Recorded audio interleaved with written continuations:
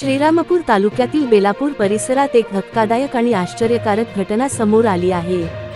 एका बांधकामाच्या ठिकाणी खोदकाम सुरू असताना कामगारांना जमिनीखाली एक मातीचा हंडा सापडला। सुरुवातीला हा साधा माठ असेल असे वाटले, मात्र तो उघडताच आत मोठ्या प्रमाणात नाणी आढळली। ही बातमी वाऱ्यासारखी पसरली आणि परिसरात एकच गर्दी उसळली। स्थानिक नागरिकांनी तात्काळ पोलिसांना माहिती दिली। पोलिसांनी घटनास्थळी धाव घेत परिसर सील केला आणि हंड्यातील नाणी जप्त केली।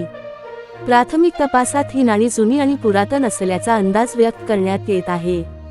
काही नागरिकांच्या मते हे गुप्तधन असू शकते, तर काहींच्या मते हा एखाद्या जुन्या काळातील साठा असू शकतो। मात्र अधिकृत माहिती मिळेपर्यंत कोणताही निष्कर्ष काढणे योग्य ठरणार नाही। तज्ज्ञांच्या मते अशा प्रकारे जमिनीत नाणी सापडणे म्हणजे त्या ठिकाणी पूर्वी एखादे जुने घर, वाडा किंवा व्यापारी व्यवहार झाले असण्याची शक्यता असते। प्रशासनाने पुरातत्व विभागालाही माहिती दिली असून पुढील तपास सुरू आहे।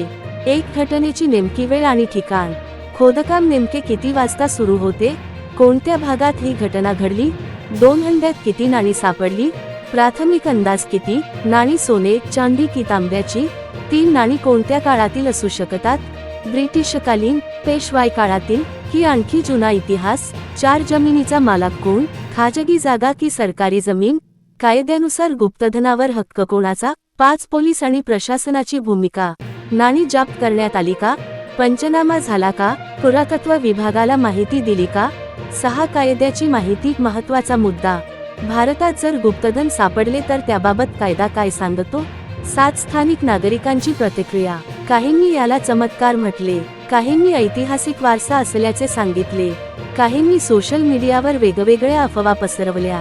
पुढे काय होणार, नाण्यांची तपासणी कुठे होणार, लिलाव होणार का, संग्रहालयात ठेवली जाणार का, प्रेक्षकांसाठी प्रश्न, तुमच्या मते हे गुप्तधन कोणत्या काळातील असू शकते, कमेंटमध्ये नक्की सांगा। जमिनीखाली लपलेला करोडोंचा खजिना आणि अचानक कामगारांच्या हातात आला। दरम्यान स्थानिकांमध्ये या घटनेबाबत प्रचंड उत्सुकता निर्माण झाली आहे।